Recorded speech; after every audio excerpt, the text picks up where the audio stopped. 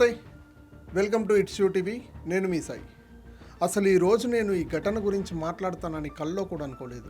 Kurnool bus అగ్ని ప్రమాదం తీవ్ర కలకలం రేపుతా ఉంది.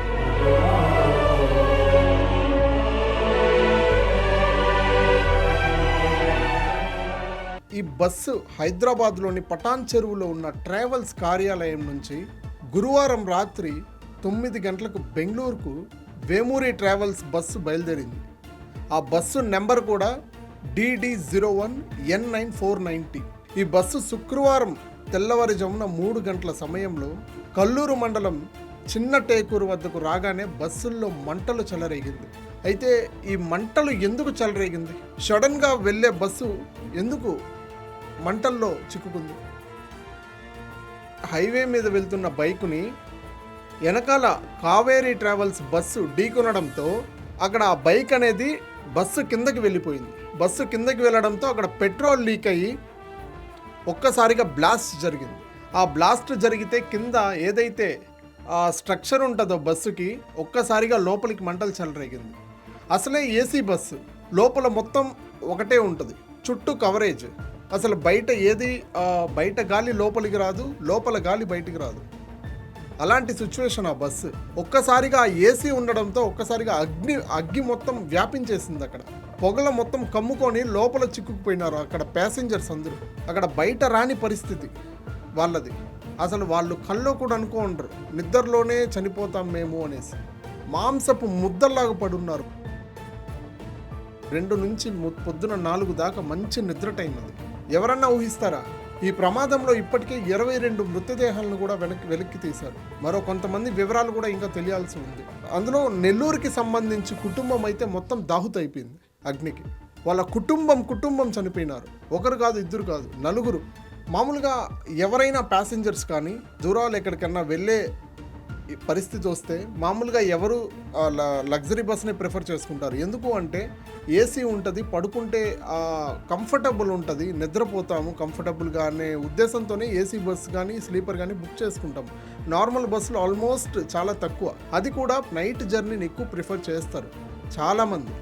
అంటే నిద్రపోతే టైం తెలీదు, త్వరగా వెళ్ళిపోవచ్చు గమ్యస్థలానికి, పొద్దున్న నుంచి సాయంత్రం దాకా టైం కలిసి వస్తుందనే ఉద్దేశంతోనే నైట్లో ఎక్కువ ప్రయాణిస్తూ ఉంటారు ప్రయాణికులు. ఏదైతే ఈ బస్సు ఉందో కావేరీ ట్రావెల్స్, మొత్తం ఆ డిజైన్స్ ఉంది ఇంటీరియర్, అది మొత్తం ప్లాస్టిక్, ఆ నైలాన్ క్లాత్స్, ఏదైతే మన తల కింద పెట్టుకునే పిల్లో కూడా నైలాన్ క్లాత్స్.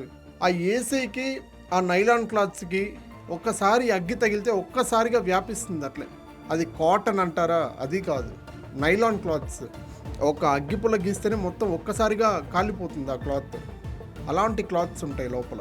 ఏదైతే ముందు భాగం ఉందో ఆ ముందు భాగంలో ఒక్కసారిగా మంటలు చెలరేగడంతో వాళ్ళకి ఏం చేయాలో అర్థం కాలేదు. వాళ్ళు బయటకు వచ్చేద్దామన్నా డోర్ ఓపెన్ లేదు.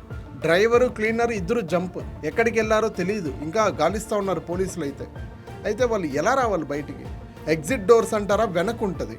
వెనక్కి ఎలా వెళ్ళాలి? మొత్తం పొగతో కమ్మేసింది. చిన్న పిల్లలు కూడా ఉన్నారు. ఎలా వెళ్తారు వెనక్కి? ఒక్కసారిగా అక్కడే ఊపిరాడక బెడ్ల మీద అట్లట్లే పడుకొని మొత్తం కాలిపోయింది. మొత్తం ఆ బాడీ స్కెలిటన్లు మిగిలి ఉన్నాయి. ఆ వెనక భాగం అంటారా? వెనక భాగంలో ఉండేవాళ్ళు కొంత మెలకుతో ఉండేసరికి వెంటనే అక్కడ 2-3 సాయంతో ఎమర్జెన్సీ ఎగ్జిట్ ఉంటుందో అద్దాలని పగలగొట్టి వెంటనే బయట దూకేశారు. వాళ్ళకి కూడా స్వల్ప గాయాలైనాయి. వాళ్ళని కూడా హాస్పిటల్కి తరలించున్నారు. ఈ విషయం తెలుసుకున్న వెంటనే చంద్రబాబు నాయుడు కూడా దుబాయ్ నుంచి వెంటనే బయలుదేరడం జరిగింది. దీని గురించి జగన్ గారు ట్వీట్ చేయడం జరిగింది. అలాగే ప్రధానమంత్రి కూడా దిగ్భ్రాంతికి గురి చేశారు. అయితే ఈ ఘటనకి సంబంధించి నేను వాళ్ళ ఫ్యామిలీస్ని కలవడం జరిగింది. ఒక్కొక్కరు ఎలా ఏడుస్తూ ఉన్నారంటే, అసలు ఎందుకురా పంపించినాము? ఒక తల్లి అయితే అసలు నా కొడుకు అక్కడ ముందర భాగంలో ఉంటే పరిస్థితి ఏంటి, నేను ఎలా బతకాలి? మిడిల్ క్లాస్లో బతికే వాళ్ళము. వాడికి లేక బీటెక్ కంప్లీట్ చేస్తే ఇంటర్వ్యూ కాల్ వచ్చింది బెంగళూరు నుంచి. బెంగళూరుకి బయలుదేరి వెళ్ళాడు. ఇక్కడ మియాపూర్లో ఎక్కాల్సిన బస్సు మిస్ అయితే మూసాపేటలో పరిగెత్తి వెళ్ళి బస్సు ఎక్కాడు. చేసి బస్సు ఎక్కాడు. అదే వాడి మృత్యులాగా మారింది. ఏదైతే బస్సు కిటికీ పగలగొట్టి దూకాడో 2 కాళ్ళు పనిచేయట్లేదు అబ్బాయికి ఇప్పుడు.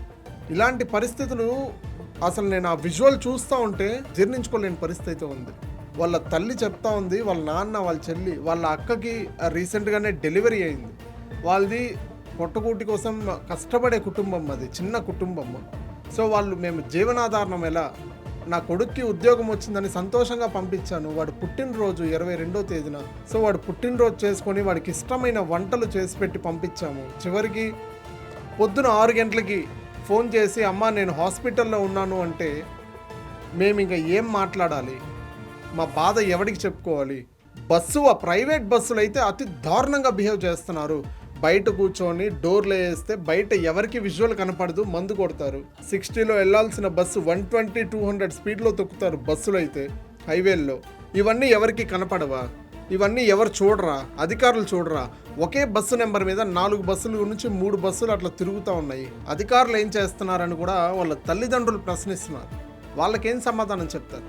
ఇప్పటికే చనిపోయిన కుటుంబాలకి గవర్నమెంట్ అండగా ఉంటామని చెప్పి కూడా హామీ ఇచ్చారు చంద్రబాబు నాయుడు గారు. అయితే పోయిన ప్రాణాలు తిరిగి రావు కదా. మన లైఫ్లో సేఫ్టీ లేకపోతే చాలా రిస్క్ అవుతుంది. అది ఫ్యామిలీ మీద పడే అవకాశం కూడా ఉంటుంది. Safety is most important here. ఇప్పుడు వాళ్ళ పరిస్థితి ఏంటి? వాళ్ళ ఫ్యామిలీని ఎవరు కాపాడుతారు? వాళ్ళ ఫ్యామిలీకి పోషణ ఎలా? వాళ్ళకి జీవన ఆధారం ఎలా? ఎన్నో ఆశలు పెట్టుకొని పంపించుంటారు కదా. హైదరాబాద్ నుంచి స్టూడెంట్స్ ఎక్కారు, మళ్ళీ JNTU నుంచి స్టూడెంట్స్ ఎక్కారు బస్సులో 3. 2 ఫోన్లు స్విచ్ ఆఫ్ వస్తుంది, ఇంకొకడు సేఫ్గా హాస్పిటల్లో ఉన్నాడు, ట్రీట్మెంట్ జరుగుతూ ఉంది అబ్బాయికి. సో వాళ్ళ పరిస్థితి ఏంటి? స్విచ్ ఆఫ్ వస్తూ ఉంది, అసలు కనుక్కోలేని స్థితిలో ఉంది బాడీస్ అయితే. ఇక్కడ చూస్తున్నాం కదా, కళ్ళ ముందు చూస్తున్నాం విజువల్. ఇంకా స్పాట్లో ఉండే వాళ్ళ పరిస్థితి ఎలా ఉంటుందో అసలు ఊహించుకుంటేనే ఒళ్ళు గగ్గులు పుడుతూ ఉంది నాకైతే. అసలు తలుచుకుంటూ మనం ఆ ప్లేస్లో ఉంటే ఎలాంటి సిచ్యువేషన్ ఫేస్ చేస్తుంటామో నాకైతే అర్థం కావట్లేదు. ఇప్పటికైనా కళ్ళు తెరుచుకోండి. సేఫ్టీ మెజర్స్ ఖచ్చితంగా మెయింటైన్ చేయాల్సిందే బస్సుల యాజమాన్యాలు. ఖచ్చితంగా ప్రికాషన్స్ తీసుకోవాలి. బస్సు వెడల్పు ఎంత, బస్సు సైజ్ ఎంత ఉండాలి, విండో టు విండో సీట్ ఎంత ఉండాలి, మెజర్మెంట్స్ అన్నీ కరెక్ట్గా తీసుకోవాలి. ఏదైనా అగ్ని ప్రమాదం సంభవిస్తే వెంటనే ఆపే ఎక్విప్మెంట్ మీరు మెయింటైన్ చేయాలి ఖచ్చితంగా. బస్సుల్లో ఏసీ బస్సులు కాబట్టి ముఖ్యంగా మెయింటైన్ చేయాలి. ఖచ్చితంగా ఇలాంటి చర్యలు ఇంకోసారి జరగకుండా చూసుకోవాలి. గవర్నమెంట్ నుంచి సోదాలు నిర్వహించాలి. ఇలాంటివి చాలానే ఉన్నాయి.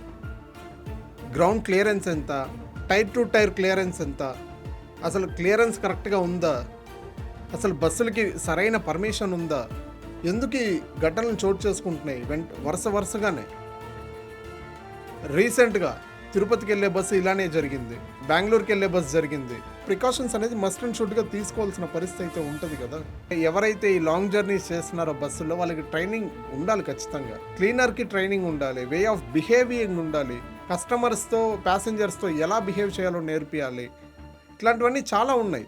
ఈ రోజుతో అయిపోయేది కాదు కదా ఇది. ప్రతిరోజు జర్నీ చేస్తూ ఉంటారు ప్యాసింజర్స్, ఎక్కడెక్కడ దూరాల నుంచో వస్తూ ఉంటారు, పోతూ ఉంటారు, వేరే ప్రదేశాలకు వెళ్తూ ఉంటారు. వాళ్ళకందరికీ మనమే కదా బాధ్యులు. ఎవరైతే డ్రైవింగ్ చేస్తున్నారో వాళ్ళ చేతుల్లోనే కదా ఉంటాయి ప్రాణాలు. మిమ్మల్ని నమ్మే కదా బస్సు ఎక్కుతారు, మంచి బస్సు అనేసి ఎక్కుతారు కదా. వాళ్ళకి ఇప్పుడు ఏ సమాధానం చెప్తారు మీరు?